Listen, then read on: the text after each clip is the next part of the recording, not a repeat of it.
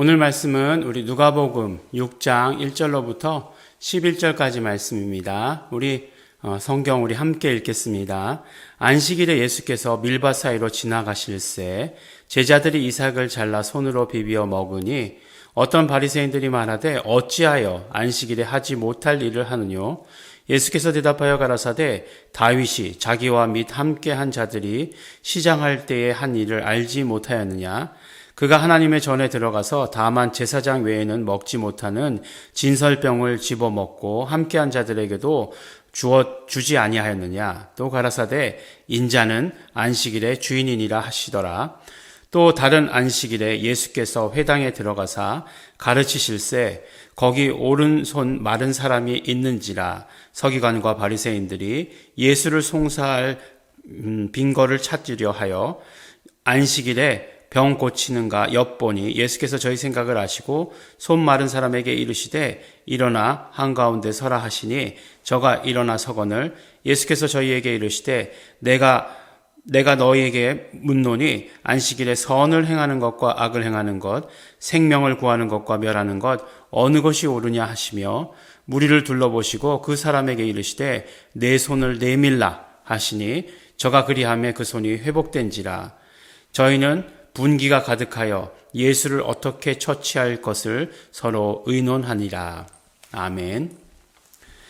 네, 오늘은 아주 누가복음에서 6장을 시작하면서 안식일에 일어났던 일들을 모아서 우리에게 들려주고 계시는 것을 보게 됩니다. 안식일. 예수님께서 보면 안식일의 문제를 가지고 이 바리새인들과 그러니까 유대인들이죠. 가장 많이 이렇게 부딪혔던 것들을 보게 됩니다. 왜냐하면 사실은 안식일은 유대인들에게 있어서 굉장히 아킬레스건 같은 그런 것이기 때문에 그렇습니다. 유대인들은 이스라엘 백성들은 선민이잖아요. 그러니까 하나님의 택하심을 받은 사람이다라고 이렇게 이야기하지 않습니까? 선택받은 사람들이다 이렇게 이야기하는데 그 선택받은 사람들에게 있어서 그 굉장히 치욕적인 그런 역사적인 사건을 하나 가지고 있죠. 그것이 무엇입니까? 바로 남의 나라의 포로가 된 것이죠. 그리고 이제 뭐 그 이후에는 뭐 완전히 뭐 나라가 없어진 것은 더 큰 일이기도 하겠지만 이때까지 예수님 당시까지만 해도 그들에게 있어서 가장 이해되지 않고 치욕적인 역사적 사건은 바로 바벨론의 포로로 끌려갔다라고 하는 사실이에요. 어떻게 하나님의 선민이 남의 나라의 포로가 되는가? 그리고 그것도 끌려가고 예루살렘 성과 성전은 다 회파되고 하는 그런 일들이 어떻게 이루어질 수 있는가라고 하는 것들. 포로 생활이 70년이다라고 이야기하는데 70년 동안 많은 고민을 했습니다. 원인을 세 가지로 요약했어요. 예. 첫 번째가 무엇이냐? 바로 이 안식일에 대한 이야기였습니다. 안식일에 대한 이야기. 그래서 안식일을 기억하여 거룩하게 지키라 라고 하는 십계명이 있지 않습니까? 근데 사실 안식일을 기억하고 거룩하게 지킨다라고 하는 것 자체가 어떤 것인지 잘 모르잖아요. 모를 수 있죠. 예. 그래서 그때 이후에 안식일을 우리가 거룩하게 지키지 않았기 때문에 이런 일들이 우리에게 닥쳤다. 그렇게 생각해서 39개 대한 39개 조항에 대한 그런 것들을 만들어서 안식일을 지키고 있습니다. 물론 지금도 그때만큼 그렇게 잘 지킨다라고 이렇게 얘기할 수는 없겠지만 그런 것들이 있어요. 그러니까 뭐 엘리베이터가 층층마다 다 쓰는 것 안식일에는 예. 이스라엘에 가면 그렇답니다. 제가 가보지 못했으니까. 네. 일하는 거기 때문에 이 버튼을 누르는 것도 일하는 거기 때문에 일하지 않으려면 가만히 이제 타고만 있으면 층층마다 다 쓰면 다 섰다 열렸다 닫혔다 하면은 일하지 않는 손가락으로 누르진 않아도 되는 거잖아요. 또 그런 것도 그 우리 유대인들의 작품이라고 이야기해요. 뭐냐면 타이머 있잖아요. 타이머 불이 네. 타이머를 맞춰 놓으면 9시에 켜지고 뭐 6시에 꺼지고 하는 거 그런 것들. 그래서 뭐 철저하게 하여간 일하지 않으려고 하는 안식일을 지키려고 하는 이제 그런 분위기가 되었다는 거죠. 그 다음에 이제 그 안식일의 문제가 첫 번째였고 두 번째가 그 이름을 망령되이 일컬었던 것, 이름을 함부로 부르는 것. 그래서 그때 이후에 조치가 뭐였냐면 그러면 야훼 이름을 부르지 말자라고 하는 것. 괜히 잘못 불러서 빵점 되느니 가만히 있어서 50점 되자. 그러니까 뭐 잘 부르면 100점이죠. 하라는 대로 하면 100점이지만 차라리 그걸 못할 바에는 빵점을 면하자. 그래서 부르지 않게 됩니다. 그래서 야훼 이름이 나오는 곳에 뭐라고 얘기했죠? 아도나이라고 부르기 시작한 것입니다. 그것이 포로기 이후에 변화된 사건이에요. 그다음에 이제 세 번째가 이제 그 이방 사람들하고 결혼한 거죠. 피를 섞었다 이렇게 이야기한 거지 않습니까? 그래서 이제 그 사마리아 사람들에 대한 경멸이 예수님 당시에 나오잖아요. 왜 그렇습니까? 뭐 물론 사마리아 사람들이 이제 뭐 협력했다, 외적에 협력했다라고 하는 것도 있지만 피를 섞었다라고 하는 것이 가장 크죠. 그래서 이게 피를 섞은 것, 그래서 막 개다 막 이렇게 얘기하지 않습니까? 그런 것들이 이제 세 가지가 있었어요. 그러니까 안식일이 이 사람들에게 있어서는 굉장히 중요한 문제였어요. 근데 예수님께서 오셔서 이 땅 가운데 오셔서 놀라운 일을 하시는 것까지는 좋은데 안식일에 이상한 짓을 하시는 거예요. 예. 안식일에 일하지 말아야 되는데 일하고, 예. 또 보니까 병자들을 고치잖아요. 이건 명백하거든요. 하지 말아야 될 것은 하지 말아야 되는데 하는 거죠. 그래서 이제 예수님을 잡아서 이제 넘기려고 하는 그런 것들이 있었죠. 근데 가만히 생각해 보면 예수님도 안식일에만 안 하시면 되는데, 예? 안식일에만 안 하시면 되는데 왜 이렇게 안식일에 하실까라고 하는 것들이 생각이 되죠. 꼭 그렇게 부딪히셔야만 됐나? 라는 생각이 드는데 그렇게 하셨던 분명한 이유가 있으신 거죠. 안식일에 분명한 뜻이 있으신 거죠. 그 안식일의 분명한 뜻을 알려주시는 것이죠. 그것이 무엇이냐면 안식일의 의미라고 하는 것은 보세요. 안식일이라는 것은 바로 모든 창조가 이루어지고 난 다음 날이에요. 그렇죠? 그러니까 그 다음에 하나님께서 안식하셨다라고 이렇게 얘기하고 있어요. 근데 그 모든 창조가 이루어진 마지막 날, 마지막 때에 창조된 게 누구죠? 사람이에요. 인간이잖아요. 인간이 창조되고 나서 다음 날 맞이했는데 다음 날은 무슨 날이에요? 안식일이에요. 예, 안식일이라는 거죠. 무슨 의미일까? 네. 태어나자마자 쉬는 날이야. 네, 그런 의미일까요? 예. 이거 창조됐는데 그 다음 날 되니까 쉬는 날이야. 이런 의미일까요? 안식일이? 예. 그거는 인간이 만들어 놓은, 인간이 세팅해 놓은 그런 개념이죠. 바로 그렇다면 안식일이라고 하는 것은 무엇이냐면 인간을 하나님께서는 마지막 날 만드시면서 그 코에 생기를 불어 넣으셔서 사는 영이 되게 하셨어요. 생영이 된지라 사는 영이 되게 하셨어요. 이 영적 존재로 만드셨다는 거죠. 그러니까 영적 존재로 창조된 인간에게 있어서 가장 중요한 것은 무엇이냐면 영적 생명을 얻어야 되는 거겠죠. 근데 그 영적 생명이라고 하는 것이 무엇이겠습니까? 결국은 하나님과의 관계 맺기잖아요. 그러니까 안식일이라고 하는 것은 철저하게 어떤 날이냐면 하나님과의 관계 맺기 위한 날이에요.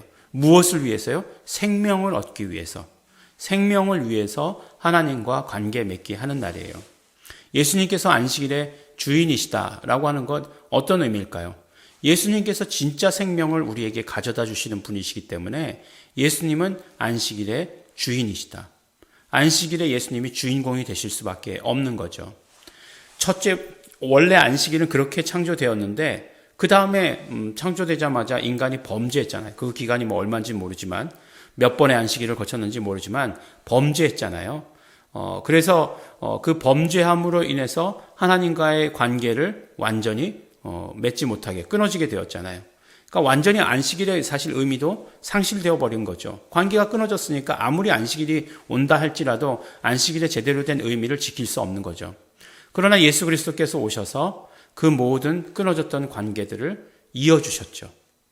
그래서 예수님이 길이 되어주시고 예수님께서 화목제물이 되어주시고 그래서 예수님과 하나님과 우리가 화목할 수 있는 다시 관계 맺을 수 있는 그런 것이 되지 않았습니까? 그래서 예수님은 이 안식일에 대해서 주인이시다라고 말씀해 주시는 것이에요. 그 논쟁을 마친 후에 그 다음에 이제 손 마른 사람, 어느 쪽 손이죠? 오른손. 예, 여기 말씀하고 있어요. 누가죠. 누가니까 이렇게 자세하게 기록하고 있는 거죠. 오른손 마른 사람 이렇게 얘기하고 있습니다. 그리고서 가운데 서라고 얘기해요. 예수님께서 조용히 가셔서 치료해 주신 것도 아니고 가운데 서라고. 왜냐하면 이게 이제 어떤 공개적으로 다 알리기 위해서 말씀하시는 거죠. 바로 안식일은 생명을 위한 날이다라고 이렇게 말씀하시면서 치료해 주십니다. 그러니까 예수님께서 말씀하시고 그 말씀하신 것을 그대로 프랙티스 통해서 확증해 주시는 거죠.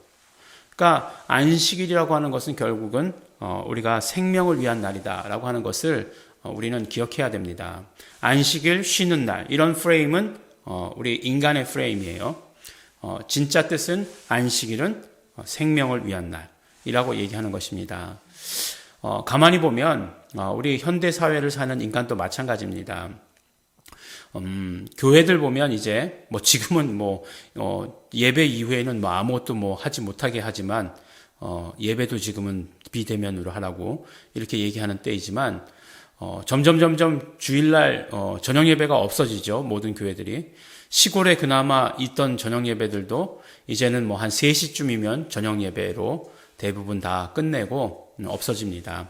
우리 교회는 원래 저녁 예배를 드리지 않던 교회니까 해당 사항도 없습니다만, 그렇죠. 그러니까 보면은 우리가 어렸을 때만 해도 우리의 윗세대들은 아침에 주일날 일부 예배에 나오면 일부 예배 끝나고, 왜 일부 예배 나옵니까? 이제 9시부터 주일학교 예배 봉사해야 되니까. 네. 일부 예배 드리고 주일학교 봉사하고 2부 성가대하고 그 다음에 성가 연습하고 회의하고 그 다음에 저녁 예배 드리고 그렇게 하고 집에 돌아오는 거잖아요. 저녁 예배까지 드리고. 그럼 저녁 예배가 7시에 있으니까 한 9시쯤 집에 돌아오는 것. 하루 종일 교회에 있는 것을 그 당연한 것으로 생각하고 그랬습니다. 근데 지금은 너무 피곤하죠. 그러면 도저히 피곤해서 안 된다는 거죠. 그런 얘기 참 많이 들어요. 이제 우리 키즈 사역들이 보통 오후에 있지 않습니까? 3시, 4시. 애들만 올 수 없으니까 부모님들이 데리고 와야 되는데 너무 피곤하다는 거죠. 그런 얘기 참 많이 듣습니다. 근데 진짜로 주일도 그러면 어떤 의미일까? 주일도 역시 마찬가지로 생명을 위한 날이라고 하는 것이에요. 이 거대한 지금 이 흐름을 새벽 예배 한 번의 말씀으로 바꿀 수 있을까? 그런 생각도 들긴 하지만, 그러나 주일도 분명 생명에 집중하고 생명을 위한 날로 살아야 한다는 거죠. 우리가 일주일 동안 이 땅의 삶을, 이 세상의 삶을 열심히 살아요. 열심히 살지만, 그러나 생명이 충만한 삶을 사는 것은 아닙니다. 물론 매일매일 공급하시는 생명으로 살아야 하지만, 어쨌든지 간에 우리가 생명을 위한 날로 우리가 일주일에 한 번을 꼭 드려야 되는 것이 어떤 면으로 보면 하나님의 법칙이에요. 그러니까 우리가 주일을 생명을 위한 날로 최선을 다해야 된다라고 하는 것, 우리가 안식일에 그런 어떤 문제가 나올 때마다, 안식일에 논쟁이 있을 때마다 우리에게 주시는 메시지다라고 이렇게 생각을 합니다. 우리가 주일을 거룩하게 지키라. 어떻게 하는 것이 거룩하게 지키는 것이냐? 생명을 위한 날로 최선을 다하는 것, 그것이 바로 거룩하게 지키는 것임을 오늘 또 우리에게 말씀해 주시는 것입니다. 우리 함께 기도하실 때 우리 감사하시면서 기도하시기 바랍니다. 예수님 안식일의 주인 되어 주시고 그러므로 말미암아 우리에게 참 생명 주신 것 우리 감사하면서 기도하시기 바랍니다. 치료해 주시고 회복해 주시고 또 우리에게 영원한 생명을 주신 예수님 감사합니다. 또 예수님의 피를 의지해서 회개하실 때마다 우리도 마찬가지로 바리새인들과 마찬가지의 그런 생각들을 가지고 있는 것 너무나 많습니다. 주일에 대해서 어떤 그런 교리나 그런 것들로 만들어버린 그런 생각들, 쉬는 날이라고 오히려 세상에 영향받았던 모든 생각들, 이런 모든 것들 예수님의 피를 의지해서 회개하시고 우리 결단하시기 바랍니다. 생명이 풍성한 날로 주일 만들겠습니다. 우리 다 같이 통성으로 우리 함께 기도하시겠습니다.